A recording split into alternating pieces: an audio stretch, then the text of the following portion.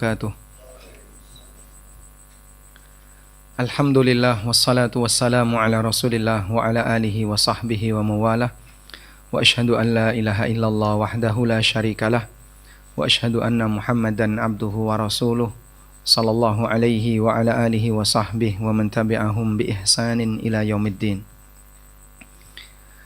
Alhamdulillah, kita haturkan kehadirat Allah Azza wa Jalla.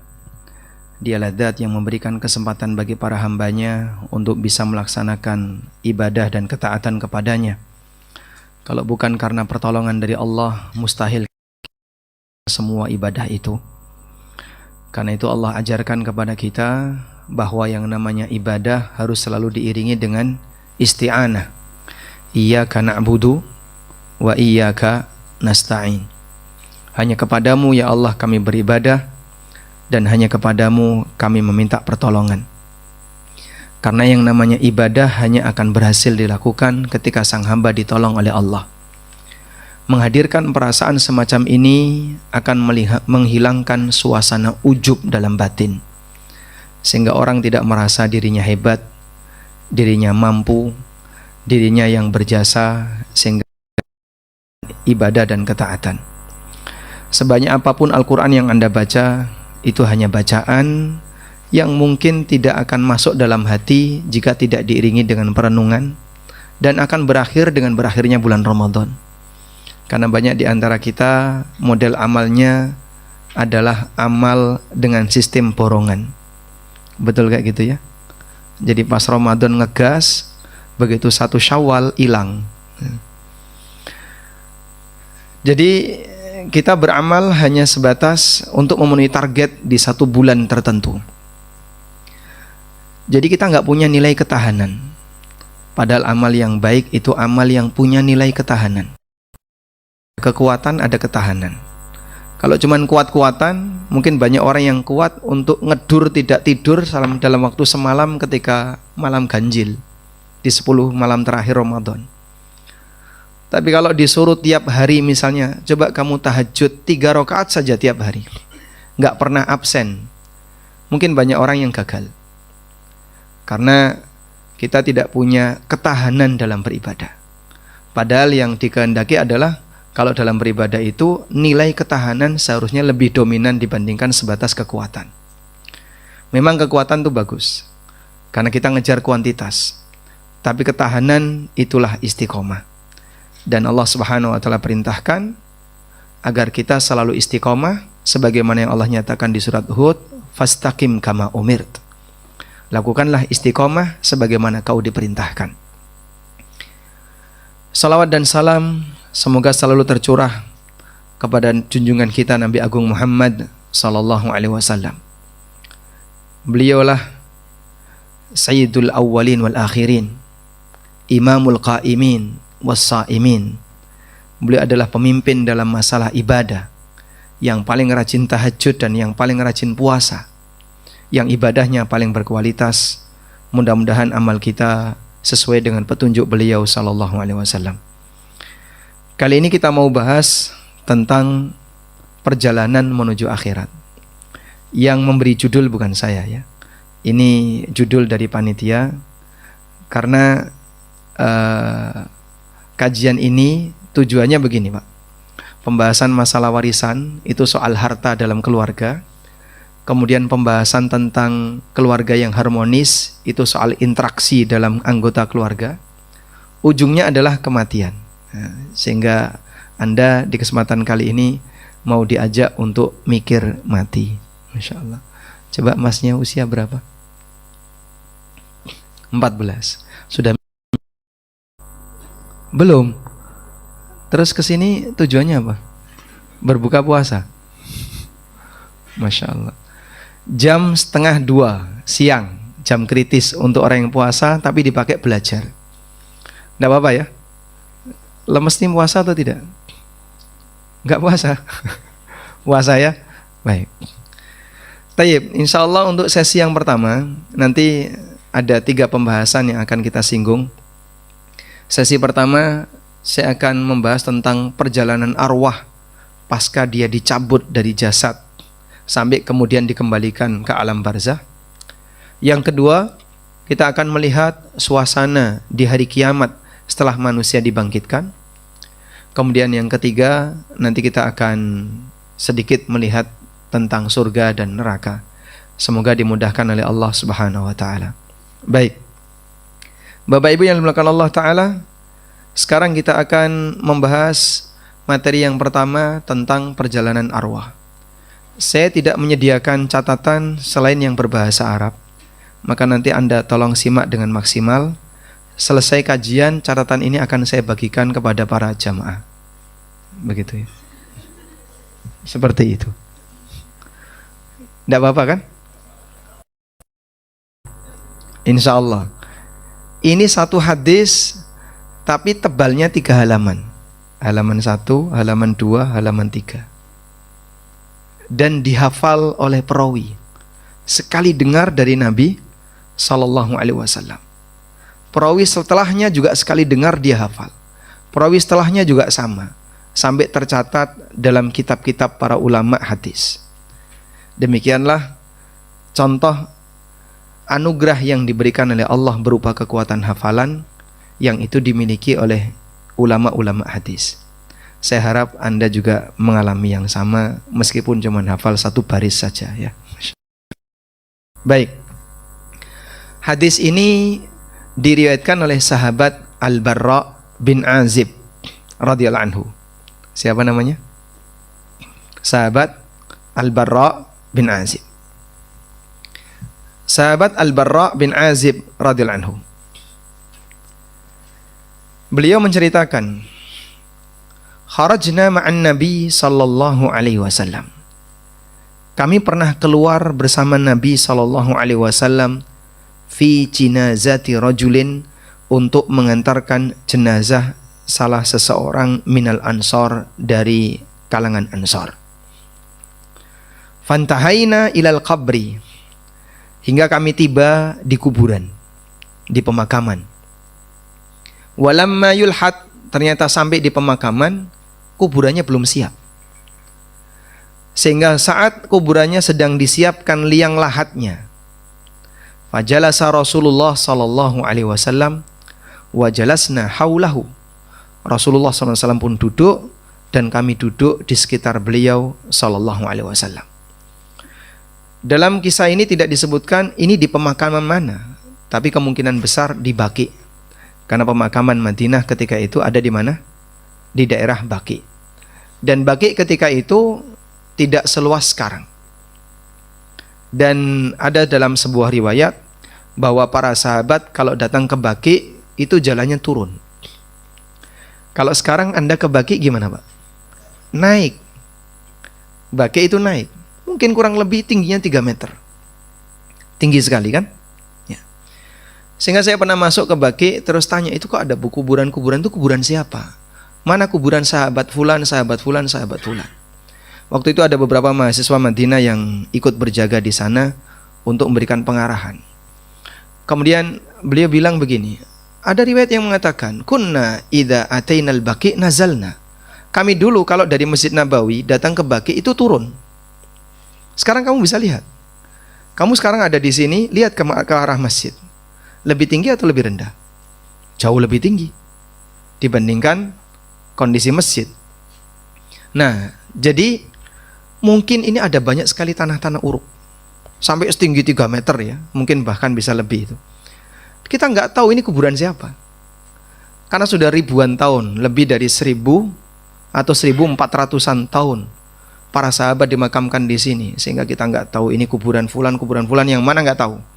Karena sudah lebih dari 1400 tahun. Jadi ada kemungkinan itu kuburan orang belakangan. Karena dia berada di atas. Kalau kuburan sahabat mungkin di bawah. Baik. Lanjut ya. Jadi nggak bisa kita ngarani ini kuburan Fatimah, ini kuburan A, kuburan B, kita nggak bisa ngarani. Yang jelas mereka ada di situ, tapi titiknya mana wallahu alam.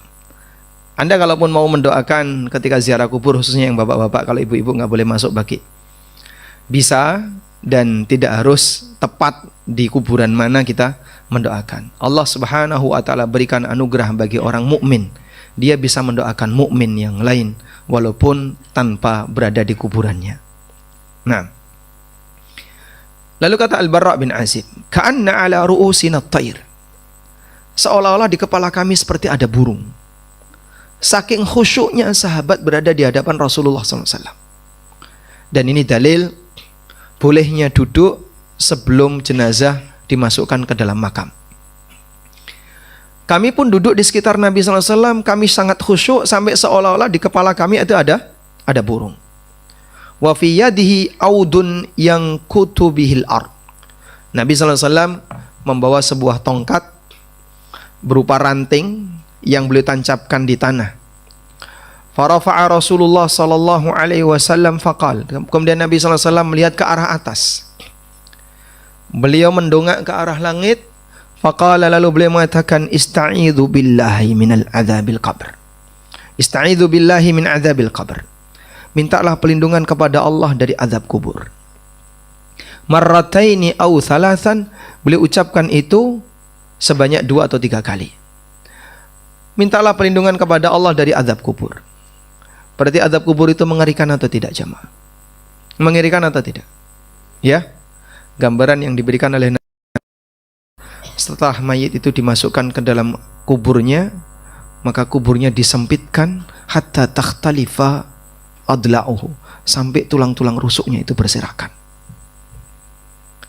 Sekarang tulang rusuk kita rapi berada di samping kanan dan kiri. Apa yang bisa dibayangkan kalau Anda berada di tempat yang sempit, kemudian dijepit. Lalu saat dijepit itu sampai tulangnya lepas. Hatta takhtalifa adla'uhu, sampai tulang-tulang rusuknya itu berserakan. Kita nggak tahu cara jepitnya itu atas ke bawah atau samping kanan ke samping kiri atau gimana, kita nggak tahu. Yang jelas Nabi SAW menyebutkan sampai tulang-tulangnya berserakan. Sehingga mungkin ini tulang lengan di kanan pindah ke kiri, tulang kiri di kiri pindah ke kanan, dan nggak karuan, diaduk oleh tanah. Apa orang itu azab kubur? Apa fungsinya azab kalau tidak dirasakan sakit? Sehingga bersangkutan merasakan sakit. Mati no Pak, sudah mati nggak mati lagi.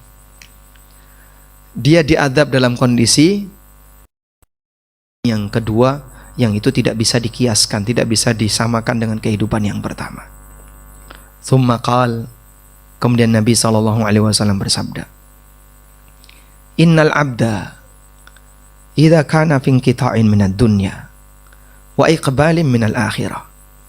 Seorang hamba yang mukmin apabila dia mau meninggalkan dunia dan bersiap untuk menuju akhirat menjelang wafat, nazala ilaihi malaikatun minas sama'i bidul wujuh, maka akan turun para malaikat dari langit, bidul wujuh, wajahnya putih, ka'anna wujuhahumus syams, wajahnya seperti matahari. Ma'ahum kafan min akfanil jannah, mereka membawa kafan yang berasal dari kafan. Wa hanutun min hanutil jannah, dan minyak wangi dari surga. Ini nggak bisa dilihat oleh manusia biasa, dan mungkin orang yang mau mati ini melihatnya. Maka terkadang Bapak ya, beberapa kali pernah saya menyaksikan orang yang menjelang wafatnya, dia nggak merespon komunikasi, sehingga saat ditalkin diam saja, pandangan matanya nanar. Ini melihat ke arah mana orang ini? Apa yang dia lihat nggak jelas. Nafasnya masih ada, jantungnya masih berdetak, ya, tapi dia nggak bisa berkomunikasi. Anda bisa bayangin ya, ketika kita adalah seperti itu, ditalkin tapi nggak merespon. Mendengar nggak Pak? Wallahu a'lam. Cuman dia dalam suasana yang berbeda. Wa yajlisuna minhu 'indan nadhar, dan mereka duduk di dekat si jenazah ini 'indan nadhar, untuk menantikan penantian saatnya dia. Tsumma yaji'u malakul maut, kemudian datanglah malakul maut. Siapa malakul maut? Siapa malakul maut? Malaikat pencabut nyawa. Ada yang menyebut Israel, tapi Israel itu berita Israiliyat. Jadi dalam Al-Quran Allah menyebut proses cabut nyawa. Proses cabut nyawa itu dengan menyebutkan banyak malaikat.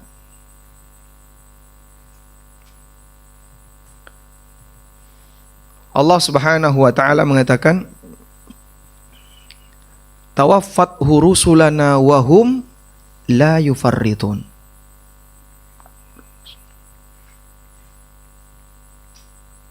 Nah, di surat Al-An'am ayat 61. Wa huwal qahiru fawqa ibadi. Dialah zat yang maha perkasa di atas seluruh hambanya. Wa yursilu alaikum hafazatan. Dan dia mengutus kepada kalian malaikat penjaga. Hatta idza jaa ahadakumul mautu tawaffathu rusulana wa hum la yufarritun. Sampai ketika datang kepada kalian kematian, akan diwafatkan oleh para rasul kami. Para rasul kami itu siapa, Pak?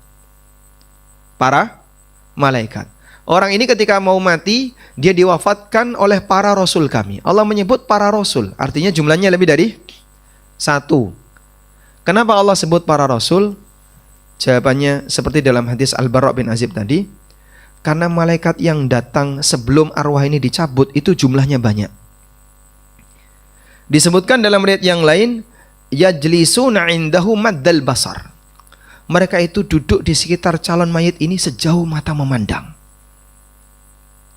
Nabrak tembok, Pak. Itu kamu. Dia makhluk yang tidak bisa dibatasi oleh ruang. Sejauh mata memandang, kenapa? Jumlahnya banyak. Yang disebutkan oleh Allah di surat Al-An'am tadi, tawaffat rusulana, dia diwafatkan oleh para rasul kami, wa hum la yufarritun, dan mereka tidak menyia-nyiakan sedikit pun. Baik, sehingga dalam posisi ini, para malaikat yang datang untuk membawa arwah itu jumlahnya berapa? Banyak. Berapa? Wallahu alam, tidak ada yang tahu kecuali Allah. Dan juga diungkapkan oleh Allah dalam Al-Quran dengan seorang malaikat. Dengan seorang malaikat. Yang seorang malaikat ini disebut oleh Allah dalam Al-Quran Malakul Maut. Sebutannya Malakul Maut. Jadi apa nama resmi malaikat pencabut nyawa? Malakul Maut. Qul yatawaffakum malakul mautil ladzi wukkila bikum. Allah mengatakan malakul maut. Coba kita lihat di sini.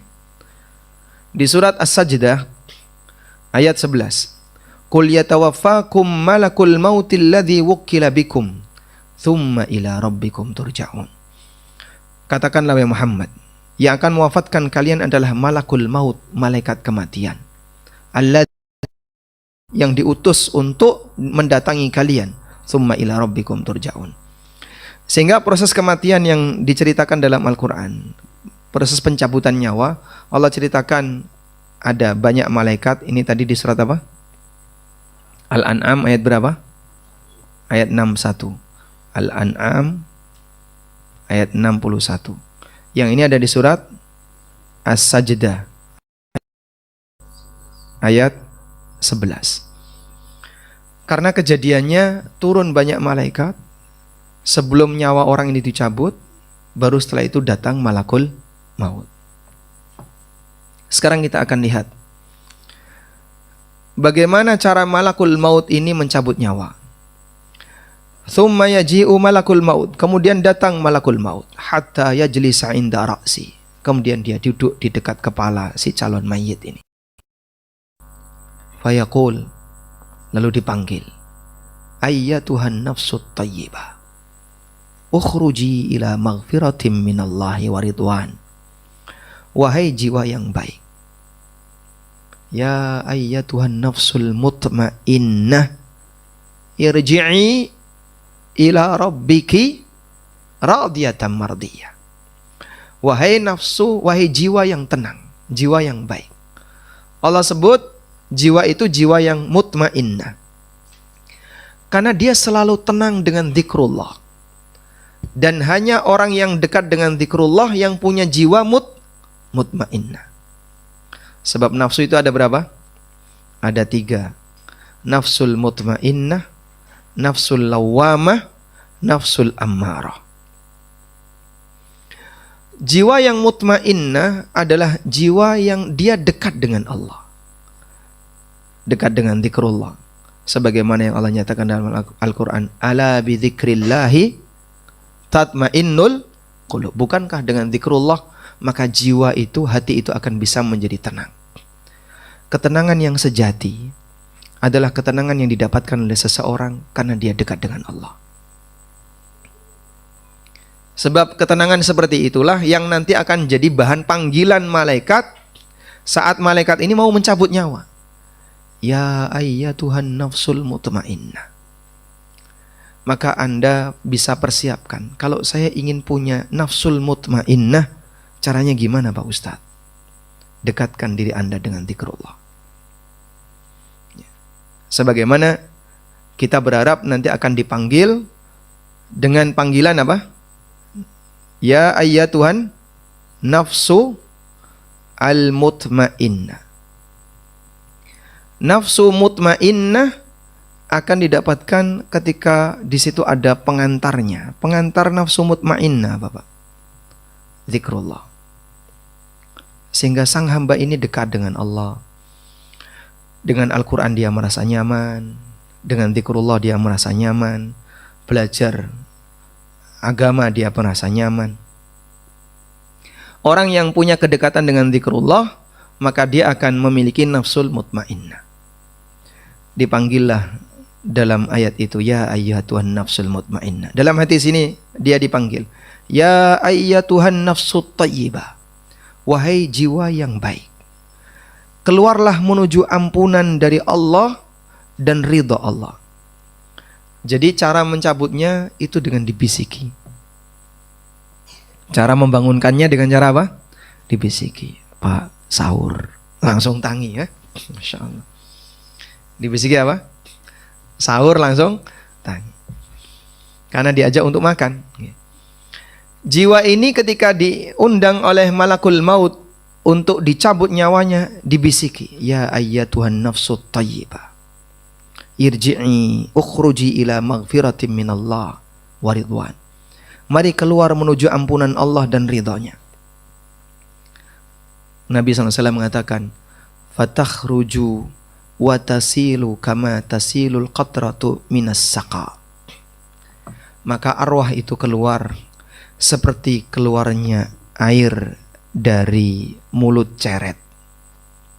Anda tuang air dari ceret, duh kok nggak keluar? Oh, airnya kecantol. Ada kayak gitu? Ya? Kok nggak keluar? Kenapa? Oh, airnya kecantol. Ada Pak? Terjadi nggak?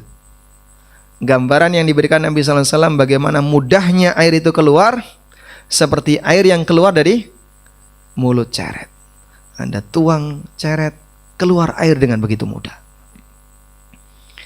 Fayakhudhuha fa idza akhadhaha lam yada'uha fi yadihi tarfata 'ainin. Lalu dipegang oleh malakul maut. Begitu sudah diambil oleh malakul maut, tidak dibiarkan oleh para malaikat yang tadi datang duluan, sekejap mata pun langsung diambil oleh para malaikat yang tadi datang duluan. Fayaj'aluha fi dzalikal kafan. Kemudian dikasih kain kafan dari surga tadi. Wa fi dzalikal hanut, dikasih minyak wangi dari surga tadi. Wa yakhruju minha ka'atyabi nafhati miskin wujidat ala wajhil ard. Dan keluarlah arwah tadi dari badan orang ini dengan membawa aroma yang paling wangi yang pernah ada di muka bumi. Sehingga semerbak wangi itu keluar. Ini gaib. Tapi kadang dibocorkan sebagian oleh Allah. Maka saat dibocorkan sebagian oleh Allah, orang yang berada di sekitar mencium bau wangi. Tapi tidak selalu. Karena hal yang gaib tidak semuanya selalu terjadi. Allah berkehendak untuk membocorkan hal yang gaib itu di satu waktu tertentu, dan kadang Allah rahasiakan. Pak, kok tidak semuanya wangi Pak ya? Waktu bapak saya mati kok nggak ada wangi ki? Padahal beliau rajin tahajud misalnya. Beliau orangnya baik. Ya Allah tidak bocorkan hal yang gaib itu. Aroma wangi ini gaib atau bukan? Gaib. Tapi mungkin Allah bocorkan. Karena terkadang sebagian hal yang gaib ditunjukkan oleh Allah. Fayas'uduna biha fala yamurruna bimala'in minal malaika illa qalu. Akhirnya mereka pun naik dengan membawa arwah ini. Setiap kali melewati malaikat, maka malaikat itu bertanya, "Ma hadzal ruhut thayyib?" Ini arwah siapa yang demikian baik? Arwah siapa yang wangi ini? Fayaqulun, maka dijawab, fulan bin fulan bi ahsani asma'ihi allati kanu yusammunahu biha fid dunya. Ini adalah fulan bin fulan, disebutkan dengan nama yang terbaik yang pernah mereka gunakan untuk memanggil orang ini ketika di dunia. Subhanallah. Jadilah dia manusia yang tenar di kalangan penduduk langit. Walaupun mungkin ketika di dunia dia tidak terkenal. Baik, Anda pilih mana? Jadi orang tenar di kalangan penduduk bumi, tapi tidak terkenal di kalangan penduduk langit? Atau jadi orang yang terkenal di kalangan penduduk langit, walaupun tidak pernah dikenal di kalangan penduduk bumi? Yang mana? Merem, Masya Allah. Saya sanggup tisu basah ini Pak. Maka mungkin panitia bisa nyediain ada tisu dibasahi. Yang pesan saja, yang pesan. Ada yang pesan tisu dibasahi, nanti mau diambilkan panitia. Nah, satu ya. Taruh di matanya ini kalau ngantuk ya. Masya Allah. Ini kajian jam kritis masalahnya. Jam loro biasanya tidur jak ngaji. Nah, lanjut ya. Jadi dipanggilah dengan nama terbaik yang pernah dia gunakan ketika di muka bumi. Maka begini Pak, bisa jadi kita punya lebih dari satu nama. Boleh nggak Pak itu Pak? Boleh. Sehingga ada orang dikasih nama oleh orang tuanya, mungkin namanya kurang bagus, kesannya nggak bagus misalnya. Bapak saya ngasih nama saya dengan nama A. Ada orang yang kadang ngasih nama anaknya dengan nama binatang ya. Tujuannya apa? Biar kamu punya karakter seperti binatang itu. Orang Arab kan banyak ya. Ada orang namanya Fahad. Fahad itu artinya apa? Macan kumbang. Ada namanya Kilab. Salah satu kakek-kakeknya Nabi sallallahu alaihi wasallam namanya Kilab. Artinya anjing. Karena setia. Ada namanya Khimar. Sahabat ada yang namanya Iyad bin Khimar. Kok namanya Khimar Pak? Karena keledai itu tunggangan yang kuat. Di area kita juga sama. Sekitar kita ada orang yang dikasih nama binatang. Contohnya apa Mas? Elang. Ada orang yang dikasih nama Elang. Handoko. Handoko itu artinya apa? Banteng. Mahesa. Jadi dia dikasih nama binatang. Saya ingin nama yang lebih mulia. Anda boleh lebih dari satu nama, punya lebih dari satu nama. Sehingga misalnya kenalan sama temennya bukan pakai nama lahir, tapi pakai nama yang lain. Siapa namanya Mas? Abdurrahman. Padahal KTP-nya Paijo. Tapi namanya Abdurrahman. Di pondok saya itu punya banyak sekali teman-teman yang punya nama lebih dari satu. Panggilan di pondok ini KTP-nya itu. Saya punya teman namanya kalau nggak salah siapa ya, Walidi atau siapa. Tapi di pondok dia dipanggil Abdul siapa gitu. Baik. Nah, nama beken itu yang dia sukai, itulah yang nanti akan dijadikan sebagai panggilan saat arwah ini dinaikkan ke langit. Hatta yantahu biha ila sama'id dunya. Orang itu di langit dunia. Fayastaftihuna lahu. Kemudian minta dibukakan. Nah, itu tisu basah ya. Oh, bukan tisu dibasahi. Tisu basah itu. Baik, nanti yang butuh tisu basah bisa menghubungi panitia ya. Fayastaftihuna lahu fayuftahu lahu. Kemudian minta dibukakan, terus dibukanlah pintu langit. Fayushayyi'uhu min kulli sama'in muqarribuha ila sama'il lati taliha hatta yuntaha biha ila sama'is sabi'ah. Nah, setiap kali dia naik ke langit dunia, naik ke langit 2, diiringi oleh para malaikat penjaga langit ini. Dari langit 2 ke langit 3 diiringi oleh para malaikat penjaga langit yang kedua. Terus seperti itu sampai tiba di langit yang ke-7. Puncak langit berapa? 7. Puncak langit adalah 7. Sehingga tibalah dia di langit yang ke-7. Fayaqulullahu azza wa jalla. Lalu Allah Ta'ala berfirman, uktubu kitab abdi fi illiyin. Taruh catatan amal hambaku di illiyin. Wa ma adraka ma illiyun, kitabum marqum yashhaduhul muqarrabun. Tahukah kamu apa itu illiyun? Itu adalah kitab catatan yang dihadiri oleh al-muqarrabun, para malaikat yang dekat. Wa'iduhu ilal ardi, dan kembalikan arwah ini ke bumi. Fa inni minha khalaqtuhum, karena di bumi aku ciptakan, dari bumi aku ciptakan mereka. Wa fiha u'iduhum, dan aku kembalikan mereka ke bumi. Wa min maratan ukhra, dan nanti untuk sesi yang kedua aku akan keluarkan mereka dari bumi. Jadi kita memang diciptakan untuk bumi. Diciptakan dari bumi, kemudian setelah mati dikembalikan ke bumi, dan nanti akan dibangkitkan dari bumi. Baik. Maka jamaah yang dimuliakan Allah, di mana kita akan dibangkitkan? Dari alam kubur yang ada di bumi. Sehingga besok di padang mahsyar, sebelum manusia dibangkitkan oleh Allah Ta'ala, mereka bangkit dari kuburan yang berasal dari bumi. Yauma tubaddalul ardu ghairul ardi was samawat.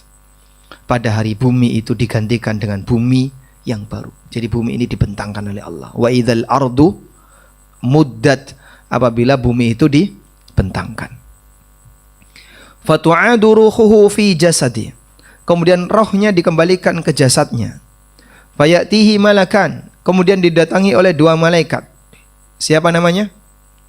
Munkar dan Nakir, yang digambarkan dalam hadis yang lain aswadani azraqan, hitam kebiruan. Itu Pak malaikat kok warnanya hitam kebiruan. Fayujlisanihi, kemudian mayat tadi didudukkan. Apa bisa Pak didudukkan? Kuburannya sempit kayak gitu. Itu kamu yang kamu lihat. Dia berada dalam situasi yang lain. Sehingga andaikan misalnya seorang mayit dikasih mikrofon ditempel di sini, Pak. Kemudian dikasih kabel keluar gitu. Saya ingin dengar teriakannya kayak apa. Bisa nggak, Pak? Hah? Bisa nggak? Kenapa nggak bisa? Gaib. Itu gaib. Andaikan orang itu dikuburkan dalam sebuah kuburan yang bentuknya kaca, dikasih lampu, kasih kamera, ya? Kemudian kita akan lihat, iki nek disiksa malaikat kejel-kejele kaya apa?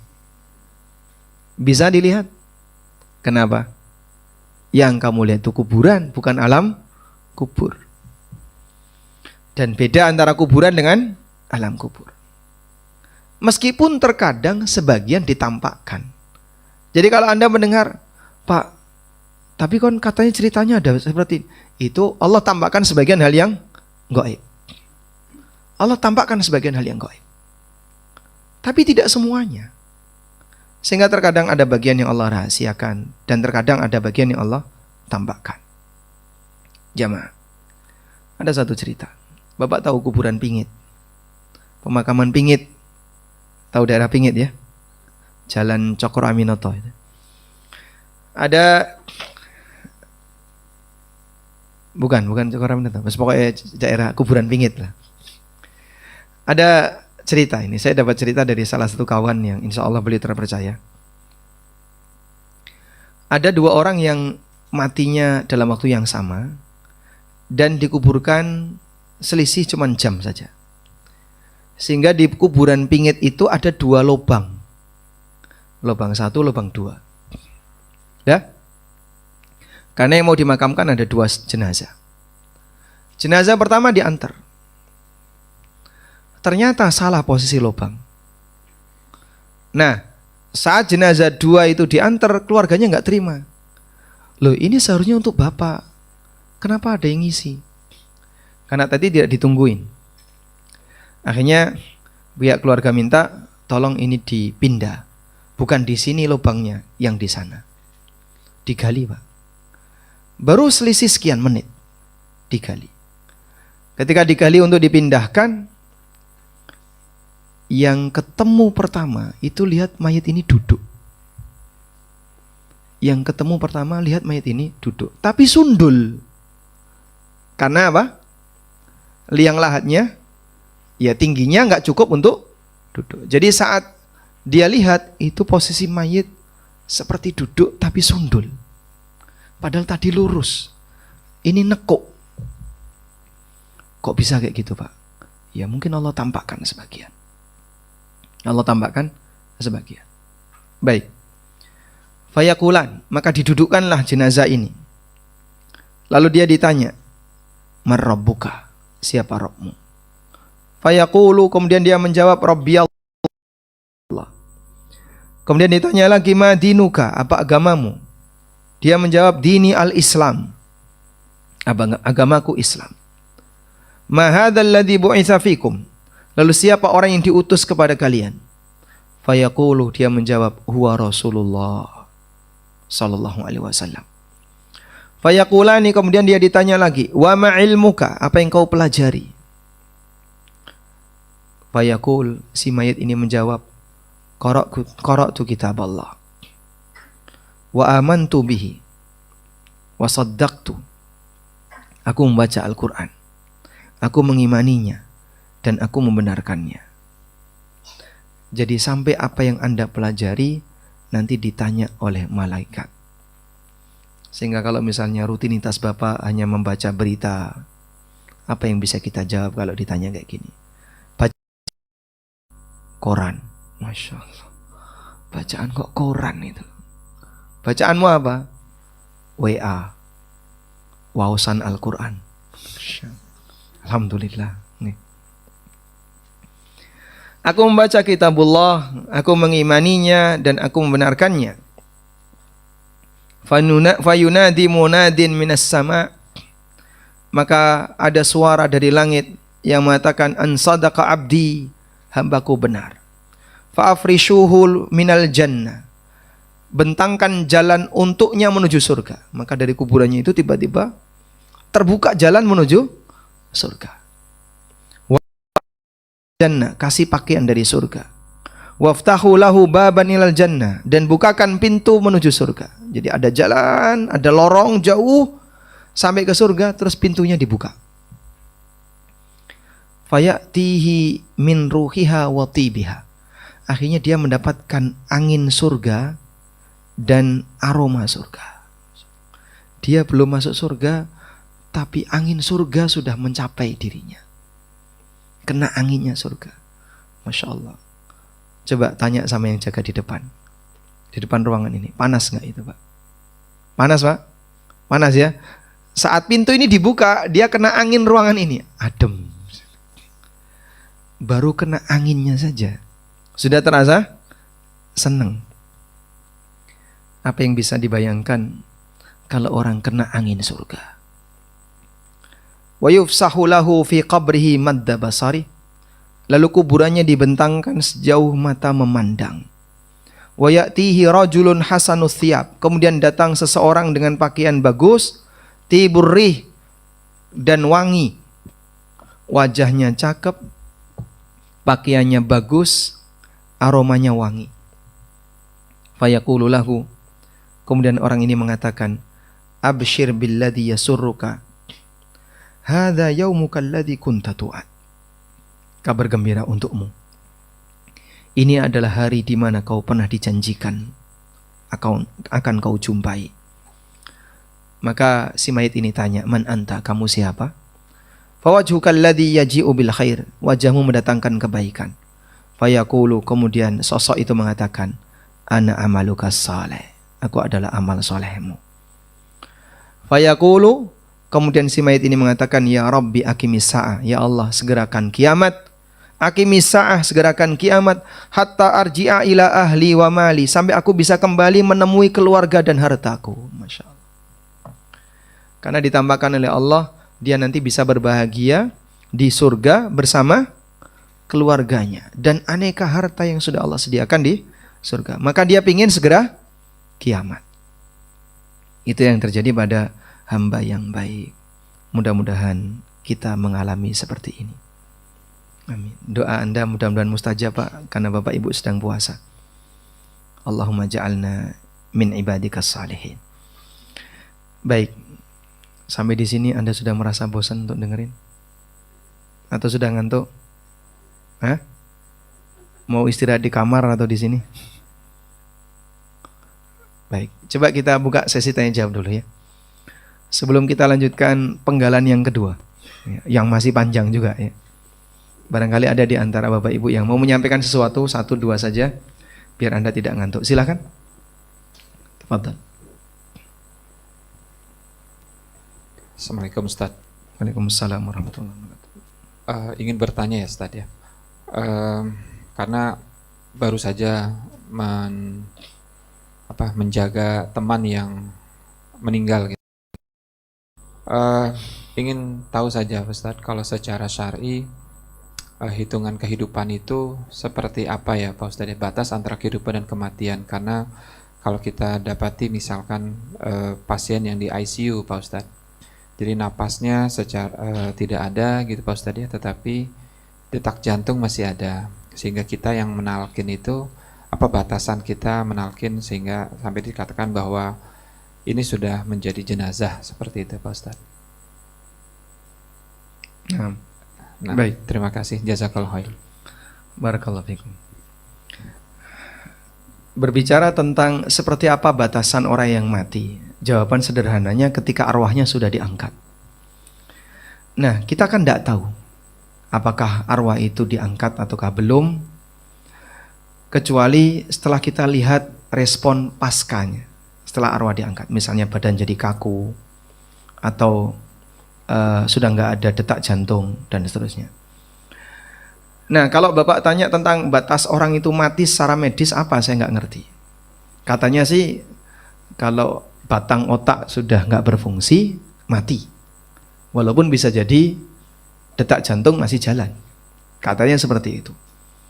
Sehingga kadang semua alat itu masih menunjukkan respon. Detak jantung masih ada, nafas masih ada.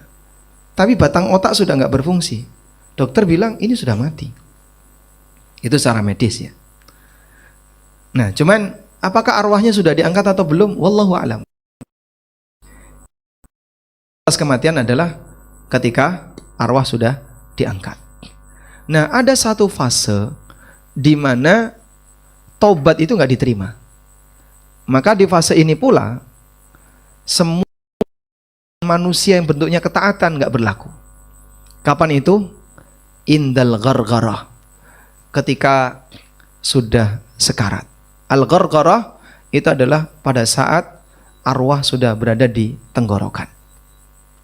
Nabi SAW pernah bersabda dalam sebuah hadis yang sahih tentang batasan taubat. Rasulullah SAW mengatakan dalam hadis ini ya,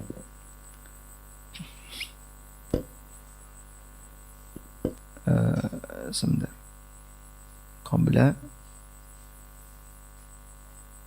ma lam yughargir. Ini hadisnya. Innallaha yaqbalu taubatal abdi ma lam yughargir. Sesungguhnya Allah akan menerima taubat hamba selama belum yughargir, belum ghargara. Hadis dari Abdullah bin Umar diriwayatkan oleh Tirmidzi, Ahmad dan yang lainnya. Apa yang dimaksud dengan ghargharah? Yang dimaksud dengan al-ghargharah adalah ketika arwah sudah berada di tenggorokan. Di sini ada keterangan la ayyakuna fi halil ihtidhar. Fa fi hadhil hala la yaqbalullahu taubatan. Wa dzalika annal abda yara malaikata rabbih. Taubat tidak berlaku ketika dia sedang ihtidhar, sedang mendekati kematian, sedang sekarat. Dalam kondisi ini Allah tidak menerima taubatnya. Fir'aun itu masih bisa berpikir sebelum mati. Dalam situasi dia tenggelam, dia ngomong apa? Dia ngomong apa? Amantu bima amanat bihi Banu Israel. Aku beriman dengan apa yang diimani oleh Bani Israel. Coba kita lihat bagaimana saat Fir'aun itu bertobat. Pak, orang yang namanya tenggelam itu dalam pikiran dia apa, Pak? Hah? Nyari selamat. Fir'aun itu ketika tenggelam mikir untuk tobat. Coba. Makanya dia bukan orang biasa ya. Dia emang orang yang mentalnya kuat. Sehingga saat dia jadi raja dengan kekuasaan seperti itu, memang Fir'aun itu punya kelebihan mental. Waqad asaita. Coba lihat di surat Yunus ayat 90. Wajawazna bi bani Israil al-bahra fa'atba'ahum fir'aun wa junuduhu baghyan wa adwa. Bani Israel kami berikan kesempatan berhasil menyeberangi lautan. Fa'atba'ahum fir'aun, kemudian diikuti oleh Fir'aun dan bala tentaranya, baghyan wa adwa, dengan diiringi penuh kesombongan. Hatta idza adrakahul gharaqu, sampai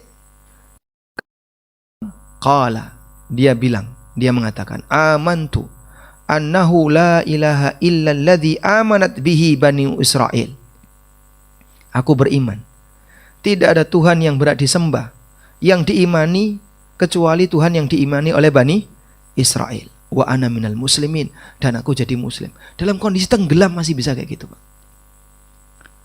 Orang tenggelam mungkin gak kepikiran untuk taubat. Coba, ada gak orang tenggelam tuh kemudian baca la ilaha illallah, la ilaha illallah? Ada, Pak? Anda, orang tenggelam yang mungkin dia cuma bengak-bengok tolong. Ini Fir'aun tenggelam, taubat. Tapi tidak diterima oleh Allah. Maka dikatakan oleh malaikat, Al-an, kata malaikat, Al-an, baru sekarang kau mau taubat? Wa qad asaita qablu, padahal sebelumnya kau durhaka. Wa kunta minal mufsidin, dan kau dulu adalah orang yang suka merusak. Terus disesali sama, dalam riwayat disesali lumpur laut. Dia disesali lumpur laut, akhirnya mati. Fal yauma nunajjika bibadanika, pada hari itu kami selamatkan jasad kamu. Sehingga fisiknya Fir'aun diselamatkan oleh Allah, dibuat tahan lama, litakuna liman khalfaka ayah, agar menjadi tanda dan peringatan bagi generasi setelahmu. Mayat yang lain hilang, mayatnya Fir'aun itu ketemu. Orang kalau ditenggelamkan, Pak ya, peluang ketemunya gimana, Pak? Kecil. Sembuh, nanti hanyut kemana kita nggak tahu. Mungkin dimakan ikan, mungkin tenggelam di dasar laut. Jasadnya Fir'aun dibawa ke darat. Allah jadikan sebagai peringatan bagi generasi setelahnya. Koyong ini loh nasibe wong sing dhisik paling pembangkang di muka bumi. Karena gelarnya Fir'aun apa? Afsakun nasi fil alam, manusia yang paling fasik di muka bumi. Nah, di saat itulah yang namanya talqin gak berlaku. Jadi kalau dia sudah gak respon, Pak, gak bisa ditalqin, karena gak respon. Tapi kalau dia masih bisa respon, boleh ditalqin. Dan keberhasilan talqin itu tergantung kondisi orang itu ketika dia hidup. Kalau yang bersangkutan adalah orang yang biasa dengan tauhid, maka insya Allah akan berhasil untuk mengucapkan la ilaha illallah. Ada seorang ulama gunung dalam masalah hadis. namanya Abu Zur'ah Ar-Razi. Beliau termasuk di antara ulama kibar dalam masalah hadis. Pada waktu sakit, tidak ada satupun muridnya yang berani mentalkin, segan dengan beliau. Masa kita mentalkin guru kita? Akhirnya mereka cuma nungguin, dan mau nalkin itu sungkan. Masya Allah, mau nalkin itu sungkan, Pak. Karena yang ditalkin ini ulama kibar. Sampai akhirnya Abu Zur'ah itu mentalkin dirinya sendiri. Caranya gimana beliau mentalkin? Beliau mentalkin itu pakai sanad. Qala haddatsani fulan ibnu fulan, qala haddatsana fulan, qala haddatsana fulan an Abi Hurairah an Rasulillah sallallahu alaihi wasallam, man kana akhiru kalamihi la ilaha illallah dakhalal jannah. Dari si A, dari si B, dari si C, dari sahabat Abu Hurairah, Rasulullah SAW bersabda, siapa yang kalimat terakhirnya la ilaha illallah dakhalal jannah, merem mati. Masya Allah. Kayak gitu Pak ya, mentalkin dirinya sendiri ketika yang lain tidak ada yang mau menalkin. Wallahu a'lam. Baik, cukup? Ada yang mau disampaikan lagi? Kita sambung dulu. Baik, silakan. Bismillah. Saya ingin menanyakan kriteria, Pak. Jadi dari proses pencabutan nyawa tadi itu seperti kematian yang diinginkan sama Muslim. Namun kan tidak semua umat Islam itu mencapai ketakwaan yang begitu tinggi. Jadi ini tadi itu adalah deskripsi dari kematian orang yang mencapai ketakwaan yang tinggi, ataukah ada keterangan hadis yang mengenai itu? Terima kasih. Barakallahu fiik. Baik. Memang kondisi mukmin itu bertingkat ya. Sehingga apakah kejadian yang seperti tadi kita ceritakan dialami oleh seluruh mukmin, baik mukmin yang baik maupun mukmin yang jahat, ataukah hanya mukmin yang baik saja? Dalam riwayat yang lain, Rasulullah SAW mengatakan, wa innal abdal fajir, dan apabila seorang hamba yang durhaka. Jadi nampaknya beliau membedakan antara mukmin yang baik dengan mukmin yang durhaka. Tentu saja berbeda prosesnya. Terus bagaimana nasib mukmin yang durhaka itu? Kita lihat di lanjutan hadis berikut ini. Di sini disebutkan wa innal abdal kafir. Dalam riwayat yang lain wa innal abdal fajir. Orang yang fajir, yang fasik, yang durhaka. Idza kana fi inqita'in minad dunya wa iqbalin minal akhirah. Ketika mau meninggalkan dunia dan menuju akhirat, maka turun para malaikat, wajahnya hitam, membawa al-masuh, usang. Lalu mereka duduk di dekatnya sejauh mata memandang. Kemudian datanglah malakul maut, duduk di dekat kepalanya. Lalu malakul maut ini memanggil, ayyatuhan nafsul khabithah, wahai jiwa yang buruk. Al-khabith itu lawan dari tayyib. Yang busuk, bau, itu namanya khabith. Ukhruji ila sakhatim minallahi wa ghadab. Keluarlah menuju murka dan marahnya Allah. Masya Allah. Ayo kembali kepada siksa Allah.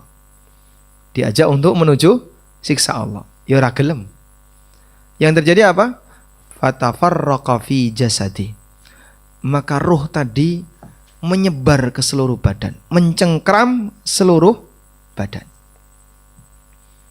Akhirnya fayantazi'uha, dicabut paksa oleh malakul maut, kama yuntaza'us safut minas sufil mablul, sebagaimana gancu yang ditarik dari suf yang mablul. Gancu tahu Pak? Gini ya, ada kain wol basah, kain wol basah kena gancu, nyangkut nggak? Nyangkut. Cara malakul maut mencabut arwah ini karena dia nggak mau keluar, itu seperti kerasnya orang narik gancu yang nyangkut di kain wol yang basah.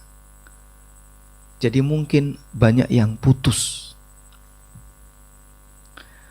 Sehingga ketika ditarik seperti itu, mungkin ada urat darah yang putus, saraf yang putus. Karena nariknya dengan tarikan paksa. Fayakhudhaha kama akhadhaha. Akhirnya langsung diambil oleh malakul maut dan tidak dibiarkan dalam sekejap mata pun, langsung direbut oleh para malaikat yang jumlahnya banyak tadi. Hatta yaj'alunaha fi tilkal masuh. Kemudian dikasih kain kafan yang jelek. Wa yakhruju minha, ruh itu keluar dari jasadnya ka'antani, seperti dengan membawa aroma bangkai yang paling busuk, wujidat ala dhahril ardi, yang pernah ada di muka bumi. Bangkai apa yang paling busuk? Binatang apa yang bangkainya paling busuk? Hah? Bangkai? Tikus. Kenapa tikus? Ya taunya tikus, Pak. Hah?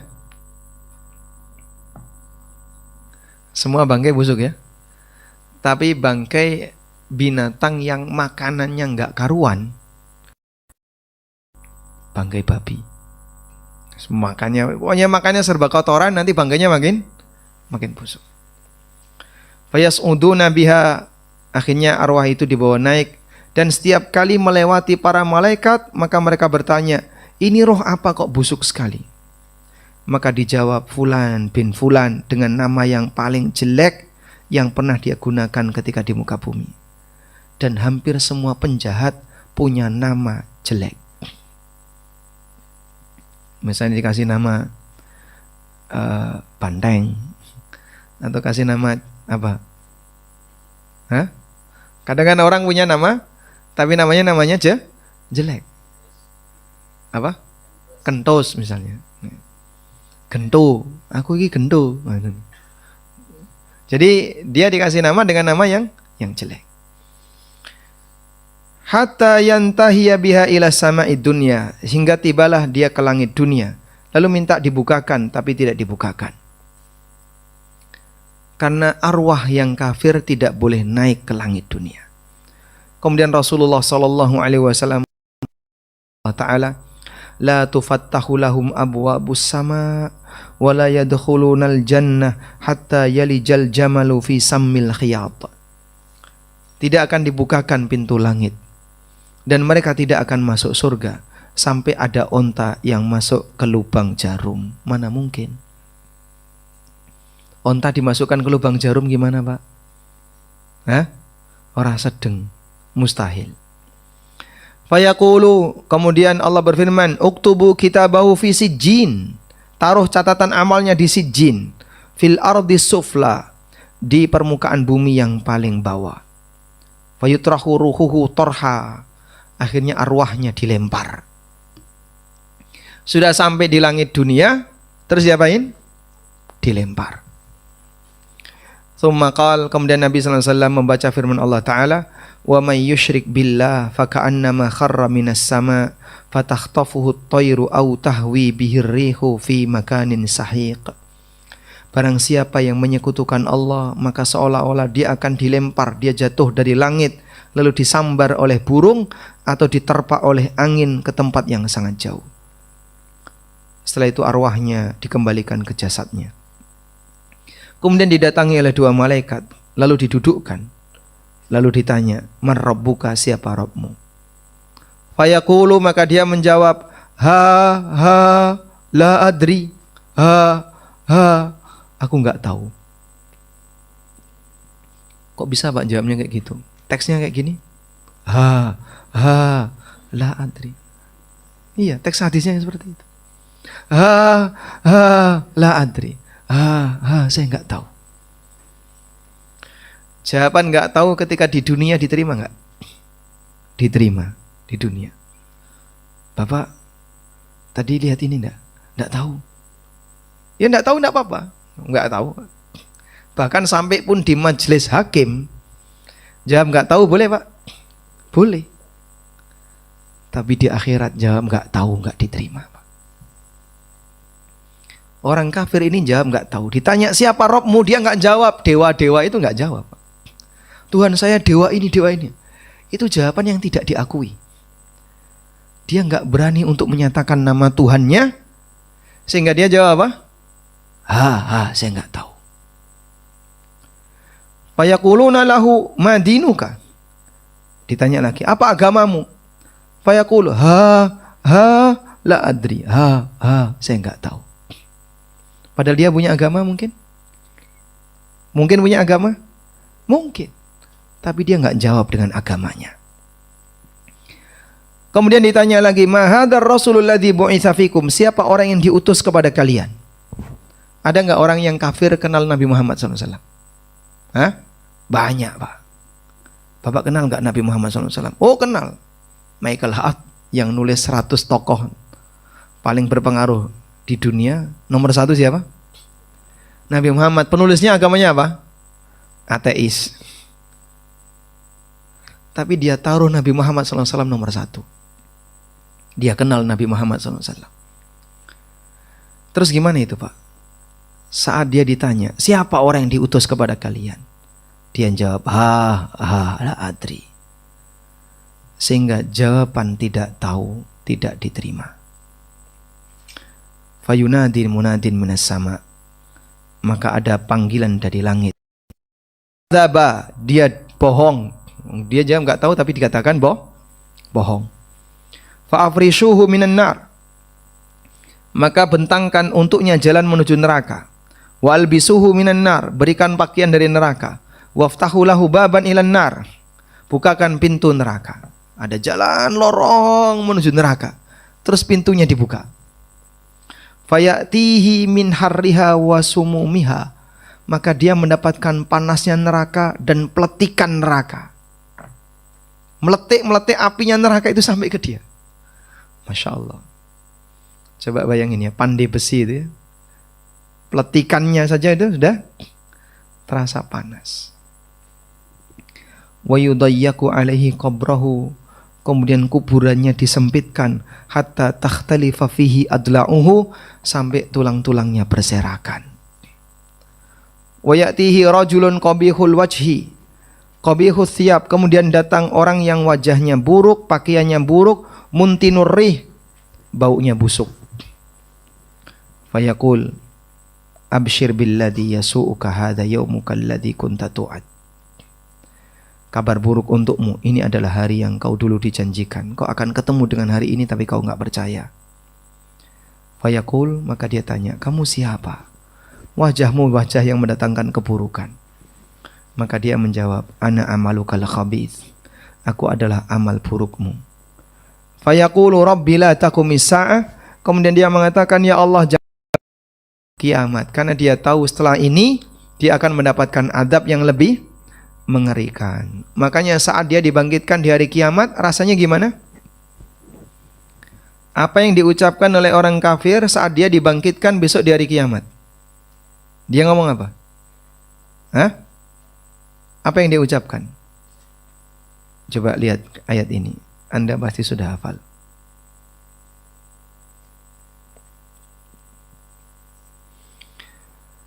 Wa nufikha fis sur fa idza hum minal ajdathi ila rabbihim yansilun. Ditiupkanlah sangkakala yang kedua. Fa idza hum minal ajdath. Ajdath artinya kuburan. Maka tiba-tiba mereka keluar dari ajdath, dari kuburan-kuburan mereka. Ila rabbihim, menghadap Rabbnya. Yansilun, semuanya keluar, bangun. Qalu, maka mereka mengatakan, ya wailana man ba'athana mim marqadina. Hadza ma wa'adar rahman wa sadaqal mursalun. Surat apa ini? Apal. Yang sergap yasinan kan ngerti. Man ba'athana mim marqadina. Siapa yang membangunkan kami dari tempat tidur kami? Padahal dia itu sudah ribuan tahun. Ratusan tahun. Begitu dibangkitkan dari alam kubur, merasa apa? Siapa yang membangunkan kami dari tempat tidur kami? Seolah-olah dia baru saja tidur sesaat. Sehingga orang kafir ketika dibangunkan itu sedih. Padahal dia di alam kubur disiksa. Begitu dibangkitkan dari alam kubur, mereka sedih. Hadza ma wa'adar rahman. Ini adalah apa yang telah dijanjikan oleh Ar-Rahman. Wa sadaqal mursalun. Dan memang benar apa yang disampaikan oleh para rasul. Baik. Demikianlah perjalanan arwah yang baik dan yang buruk. Nabi SAW hanya menjelaskan di dua titik ekstrim, mukmin yang baik dan orang kafir. Mukmin yang buruk ada di mana, Pak? Wallahu a'lam. Mungkin di antara kedua itu. Seperti apa dan bagaimana para malaikat menyikapinya, kita tidak tahu, karena yang disampaikan Nabi SAW hanya seperti ini. Namun ketika di alam kubur, masing-masing orang dihukum oleh Allah sesuai dengan apa yang Allah kehendaki, sesuai tingkatan. Ada yang berenang di sungai darah. Ada yang dia dibakar di tanur. Tahu tanur, Pak? Cerobong yang sempit bagian atas, lebar bagian bawah. Rasulullah SAW melihat, kami melihat ada benda seperti tanur. Di dalamnya ada banyak orang telanjang laki perempuan. Laki-laki perempuan telanjang di dalamnya.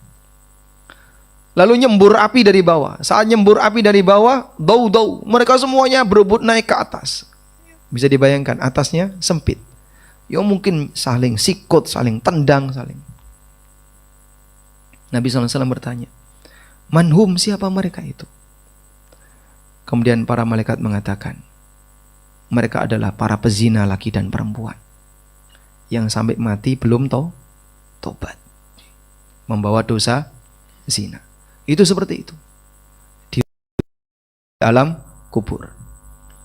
Ada orang yang dilihat oleh Nabi SAW, dia dijungkir, mu'allakun bi'arakibihim, dijungkir, kemudian ditusuk kencetannya. Tahu kencetan, Mas?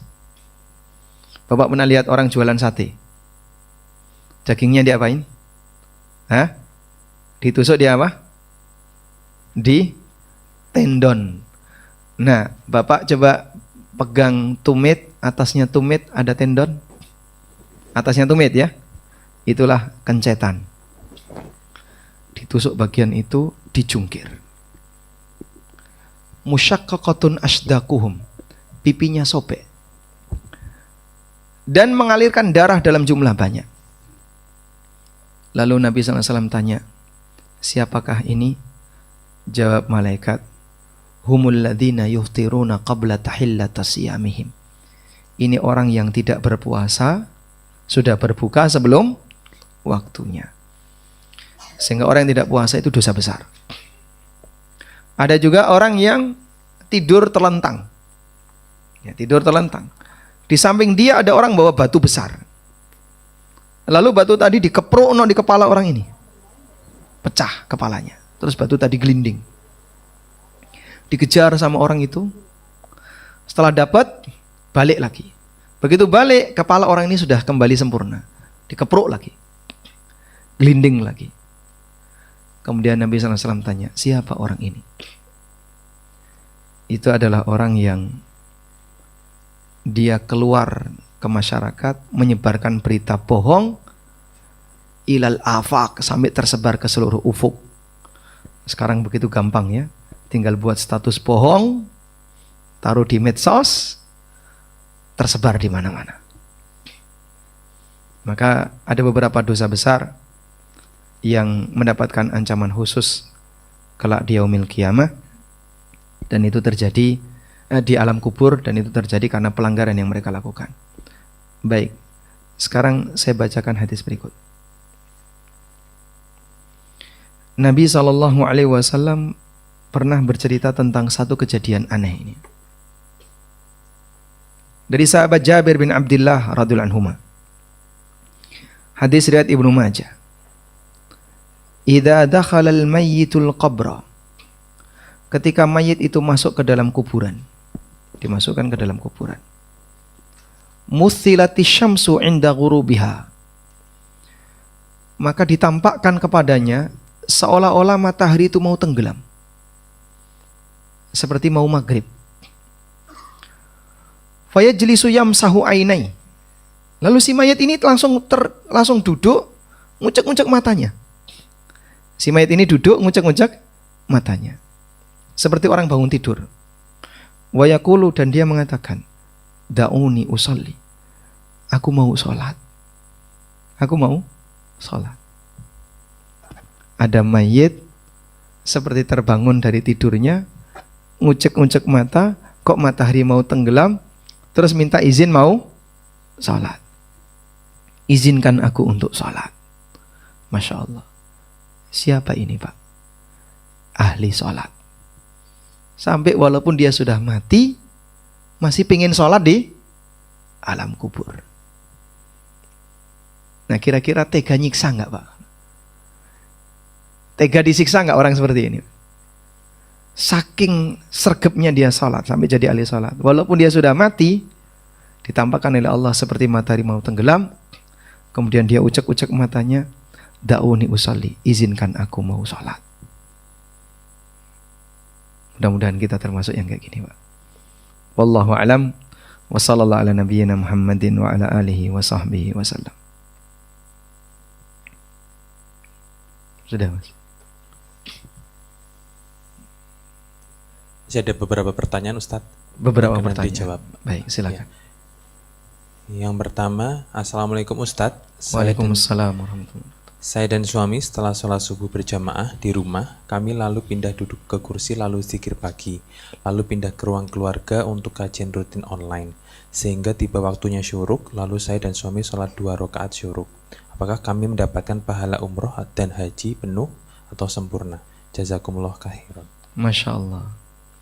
Kalau istrinya sudah bagus, suaminya yang keliru. Karena suami yang soleh, sholatnya di mana? Di masjid, bukan di rumah. Kalau di rumah itu suami yang soleha. Sehingga gambaran keluarga yang baik, yang harmonis itu adalah ketika sang suami sholat di masjid. Terus istrinya di mana? Nunggu di rumah, ibadah di rumah, menantikan kepulangan suaminya. Ibu bisa zikir pagi, mau di tempat keluarga, mau di tempat sholat, di musola, atau dimanapun.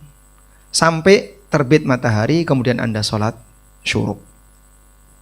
Apakah bisa dapat pahala seperti haji dan umrah? Ulama beda pendapat. Bagi wanita yang tidak ke masjid.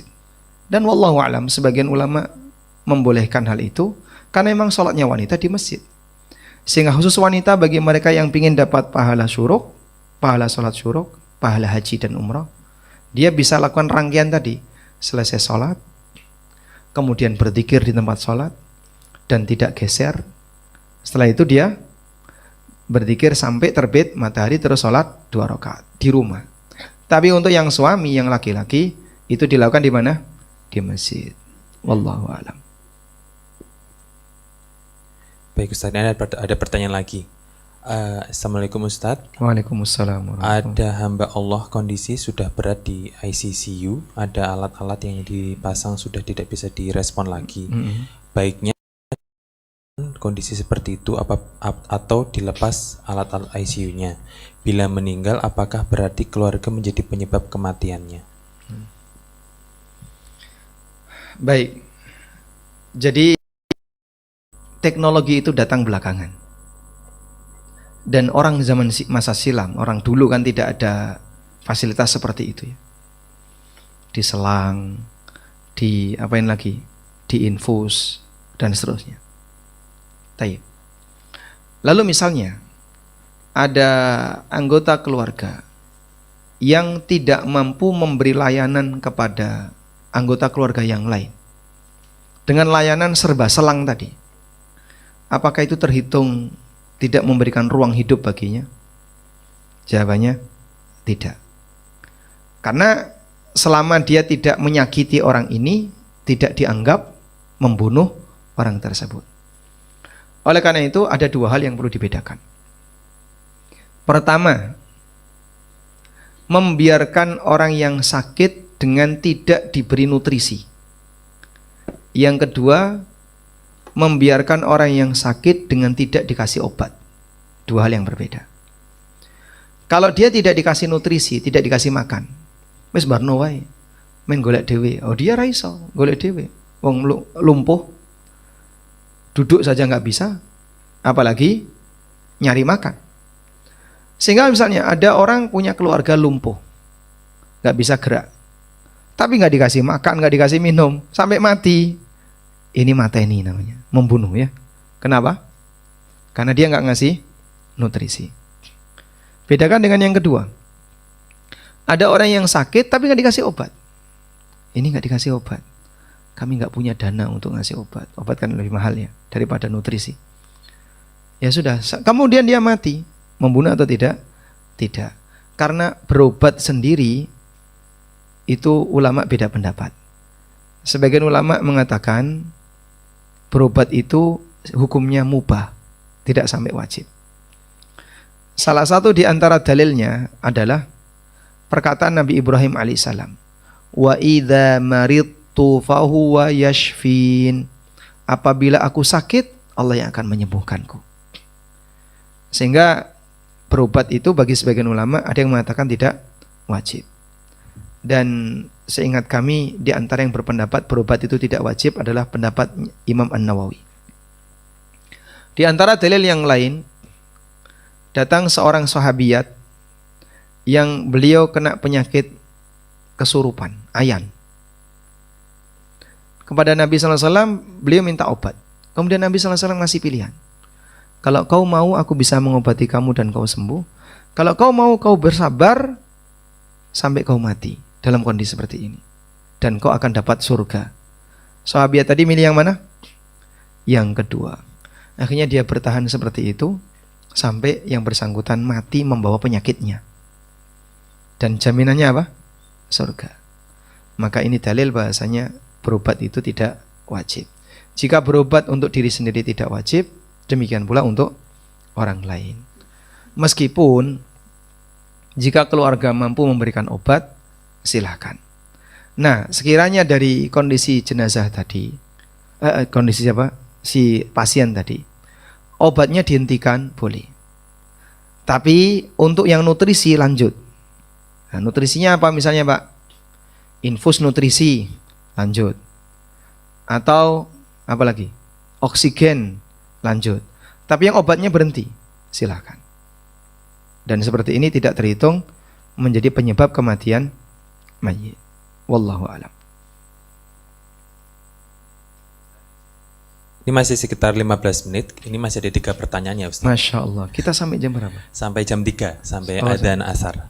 Masya Allah. Bukan sampai adzan maghrib. Adzan asar untuk sesi pertama ya. Oke, ini pertanyaan berikutnya Ustaz, seputar pemikiran dan mindset. Benarkah memiliki mindset seperti berikut ini?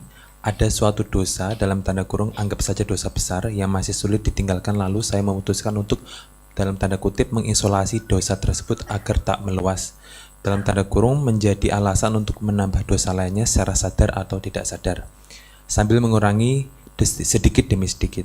Setiap kali diulangi, saya lakukan dengan penyesalan, mengiringi dengan istighfar dan menambah amal soleh sebagai kompensasi, serta menutupi aib tersebut. Di luar dosa itu, saya berproses berbenah diri dari yang paling mudah dulu dengan prioritas mengurangi dosa, baru menambah amalan meski cuma sederhana. Bagaimana pandangan Islam tentang mindset tersebut Ustaz? Jazakallah khairan kasiran. Baik. Coba lihat ini ya. Jadi ada namanya taubat, nasuha. Ya ayyuhalladzina amanu tubu ilallahi taubatan nasuha. Wahai orang yang beriman, bertobatlah kepada Allah dengan taubat yang nasuha. Bagaimana taubat yang nasuha? Taubat yang nasuha adalah taubat yang serius. Dan inti utamanya ada di 3 poin. Yang pertama, an-nadm, menyesal. Yang kedua, al-iqla, meninggalkan. Yang ketiga, al-azm,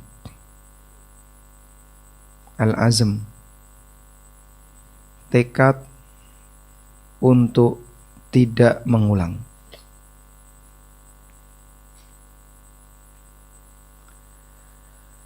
Kalau kejadiannya setiap kali saya selesai melakukan itu saya menyesal, alhamdulillah. Berarti Anda sudah melakukan poin yang pertama. Dan setelah itu saya tinggalkan ketika itu. Selesai melakukan itu kan dia tinggalkan. Alhamdulillah, Anda sudah melakukan poin yang kedua. Tapi masih punya rencana yang ketiga. Ketika dia masih punya rencana, besok lagi kalau masih memungkinkan akan diulang lagi. Berarti dia belum azam. Yang ketiga ini belum terpenuhi. Bagaimana dia taubat? Contoh sederhana. Saat Ramadan, semua tempat hiburan tutup. Direncanakan apa? Apa rencananya, Pak? Saat Ramadan pakai jilbab. Rencana dia apa? Saat Ramadan dia nggak nonton. Apa rencana dia? Saat dia menghalangi diri, mengisolasi untuk tidak berbuat maksiat. Apa rencana dia pasca Ramadan? Ketika dia masih punya rencana pasca Ramadan, berarti yang gagal bagian mana? Yang ketiga, dia belum punya azam untuk meninggalkan selamanya. Maka saya bisa menilai untuk kasus yang ditanyakan tadi, yang bersangkutan walhamdulillah masih mengakui kalau dia salah, makanya punya penyesalan. Yang bersangkutan meninggalkan perbuatan itu saat taubat, sehingga dia mengisolasi diri, tidak menularkan kepada yang lain, tidak cari pembenaran, dan dia tinggalkan saat dia taubat.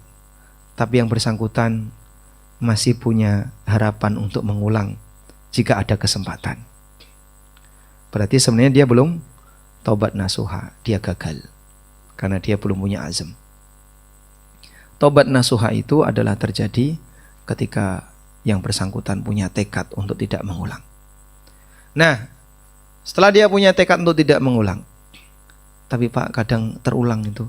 Terulang dengan mengulang beda atau sama? Antara sengaja, terencana dengan yang tidak sengaja, beda atau sama? Beda. Maka kalau Anda terulang kembali terperosok dalam lubang yang sama karena nggak sengaja, tentu saja beda nilai dengan yang dilakukan secara sengaja. Wallahu a'lam. Nah, Masih ada Ustaz. siap. Kedua, Ini pokoknya sampai mereka merem selesai. agak banyak ini Ustaz pertanyaannya. Bagaimana mendapatkan akhirat saat mendapatkan orang tua yang sudah renta tapi masih mementingkan dunia? Saat Bagaimana mendapatkan akhirat saat mendapatkan orang tua yang sudah renta tapi masih mementingkan dunia? Akhirat, mau memperjuangkan akhirat orang tuanya atau akhirat anaknya? Di sini tidak ada penjelasan Ustaz.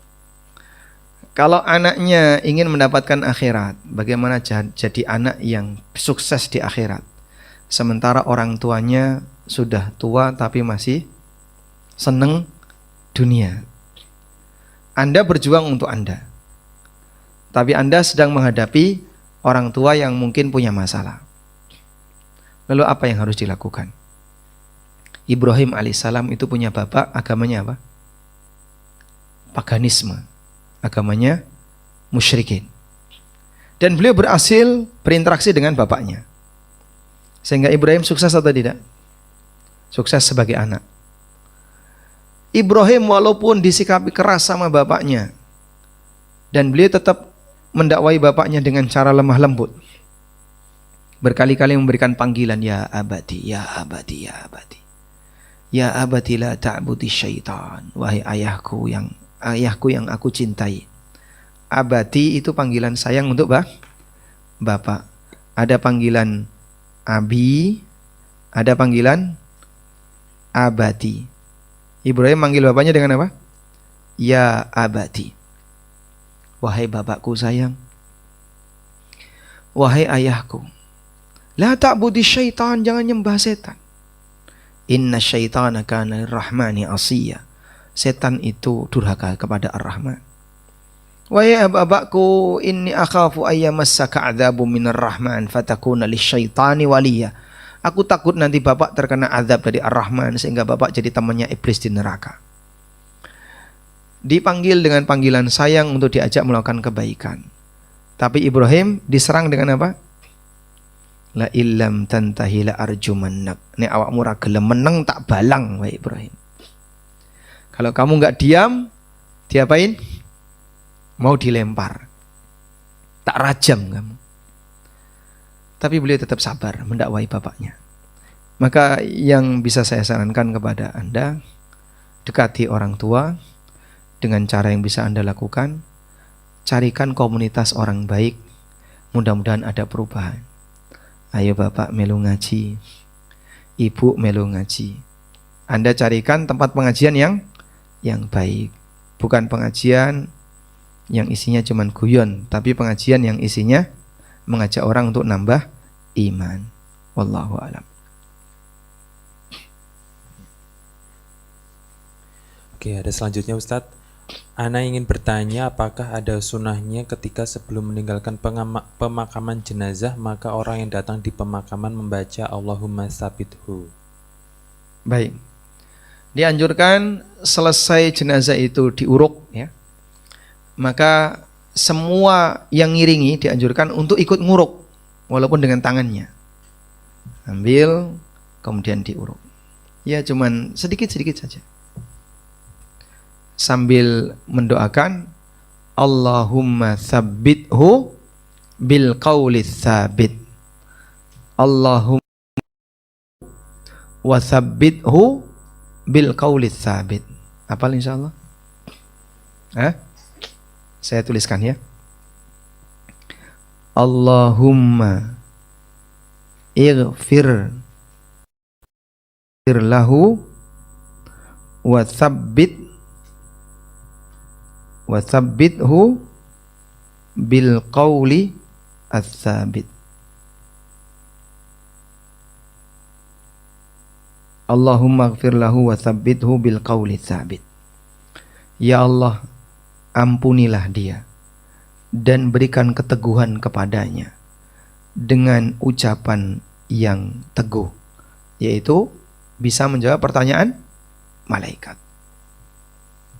Betul, ini dianjurkan karena Nabi SAW merintahkan kepada para sahabat ketika mereka berada di kuburan, istaghfiru li ahikum was'alu lahu tathbit fa innahu al-ana yus'al.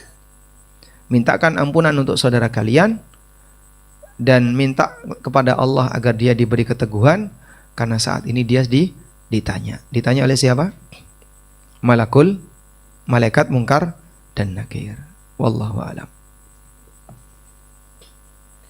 Baik Ustadz, ada pertanyaan lagi. Assalamualaikum Ustadz. Waalaikumsalam warahmatullahi. Maaf pertanyaannya di luar tema. Yang pertama, Di luar tema berarti di luar hotel. di luar tema. Silakan. Yang pertama, sholat sunnah rawatib sebelum duhur 4 rakaat sesuai sunnah dilakukan 1 kali salam atau 2 kali salam. Pertanyaan kedua, mana yang lebih baik mengejar target khatam baca Quran atau membaca dan memahami tafsir Quran tapi tanpa target khatam? Bagaimana di zaman sahabat Nabi, apa yang dilakukan? Yang ketiga, amal apa yang paling baik kita lakukan untuk orang tua yang sudah wafat? Ya. Baik. Yang pertama apa tadi? Salat sunnah rawatib. Salat sunnah rawatib qabliyah duhur. Itu yang benar 4 rakaat, 2 salam, 2 salam. Jadi salamnya berapa? 2 kali. Karena hukum asal salat sunnah itu 2. Hukum asal salat sunnah itu 2. Baik. Selanjutnya, mana yang lebih baik? Mengejar target khatam baca Quran atau membaca dan memahami tafsir Quran tanpa target khatam? Bagaimana di zaman sahabat Nabi, apa yang dilakukan? Kalau Ramadan yang terbaik ngejar khatam. Kalau Ramadan ya. Kalau di luar Ramadan silahkan sambil ngejar tafsirnya. Nah, maka pertanyaan seperti ini bagusnya pas di luar Ramadan. Sayangnya di luar Ramadan nggak ada pertanyaan kayak gini. Pertanyaan seperti ini pas Ramadan. Disuruh sibuk memperbanyak baca Quran. Lebih baik mana dengan membaca tafsirnya? Kamu di luar Ramadan nggak baca tafsir, kok Ramadan baca tafsir? Kalau pas Ramadan memperbanyak apa? Baca teks. Sebagaimana dulu para ulama bisa khatam sehari 2 kali, sehari sekali khatam Quran, Masya Allah. Sehari 2 kali, siang sekali, malam sekali. Sehingga perbanyak baca teks. Selanjutnya, Amal apa yang paling baik bisa kita lakukan untuk orang tua yang sudah wafat? Kalau Anda ingin jadi anak yang berbakti setelah orang tua wafat, di sini berbakti kepada orang tua setelah meninggal. Nah, ini ada banyak artikel. Ini salah satunya 2013 ini. Amal apa yang bisa digunakan untuk berbakti ketika orang tuanya sudah meninggal? Coba. Setelah orang tua meninggal, ada banyak cara bagi anak untuk tetap bisa berbakti kepada orang tuanya. Mereka tetap bisa memberikan kebaikan bagi orang tuanya yang telah meninggal berupa aliran pahala dengan syarat ikatan iman. Artinya agamanya sama-sama mukmin. Lebih dari itu, Rasulullah SAW menganjurkan kepada salah seorang sahabat untuk melakukan beberapa amal agar kepada orang tuanya. Dari Malik bin Rabi'ah As-Sa'idi, beliau menceritakan, ketika kami sedang duduk bersama Rasulullah SAW, tiba-tiba datang seseorang dari Bani Salamah, lalu bertanya, "Ya Rasulullah, apakah masih ada cara bagiku untuk berbakti kepada orang tuaku yang telah meninggal?" Jawab Nabi SAW, "Na'am, as-salatu alaihima, wal istighfaru lahuma, wa ifa'u bi'uhudihima min ba'di mautihima, wa ikramu sadiqihima, wa silatur rahimil lati la tusalu illa bihima." Beliau menyebutkan, betul masih bisa mensolatkan mereka, memohonkan ampunan untuk mereka, memenuhi janji mereka setelah mereka meninggal, memuliakan rekan mereka, menyambung silaturahmi yang terjalin karena sebab keberadaan mereka. Yang dimaksud mensolatkan di sini ada dua, bisa mensolatkan jenazahnya atau mendoakan mereka dengan doa rahmat. Udah? Berarti ada berapa amal di sini? Salat jenazah, mendoakan, memohonkan ampunan, memenuhi janji yang belum tertunaikan, memuliakan teman dekat orang tua, dan nyambung silaturahmi yang ada hubungan dengan orang tua. 6 amalan ini. Selanjutnya, ada doa yang diajarkan oleh Allah dalam Al-Quran. Contohnya ini, wa qur rabbirhamhuma kama rabbayani shaghira. Seperti yang Allah sebutkan di surat Al-Isra. Baik, sehingga jamaah, sebenarnya ada kesempatan bagi kita untuk berbakti kepada kedua orang tua walaupun sudah meninggal. Kalau ibu sudah meninggal, maka Anda alihkan kebaktian kepada bibi. Sebagaimana dalam hadis Al-Bara' bin Azib, Rasulullah SAW bersabda, "Al-khalatu bimanzilatil Bibi, saudaranya ibu, itu seperti ibu. Ibu saya sudah meninggal, maka saya berbakti kepada bibi, itu menggantikan kebaktian kepada ibunya. Wallahu a'lam." Nah, Baik Ustadz, sepertinya kita cukupkan dulu untuk sesi pertama. Nanti kita bisa lanjutkan untuk pertanyaannya. Bapak Ibu semua nanti boleh apabila ada pertanyaan bisa dikirimkan ke link yang sudah kami kirimkan tadi melalui pesan, ataupun bisa menitipkan pesan apabila tidak ingin bertanya langsung. Baiklah, alhamdulillah kita bisa langsung untuk persiapan sholat asar. Nanti Bapak Ibu semua bisa langsung menuju ke Masjid Al-Miraj di lantai 1. Okay? Terima kasih. ya, kasih peringatan, tidak ada coffee break. Coffee break-nya menunggu jam 6 okay, Bapak Ibu.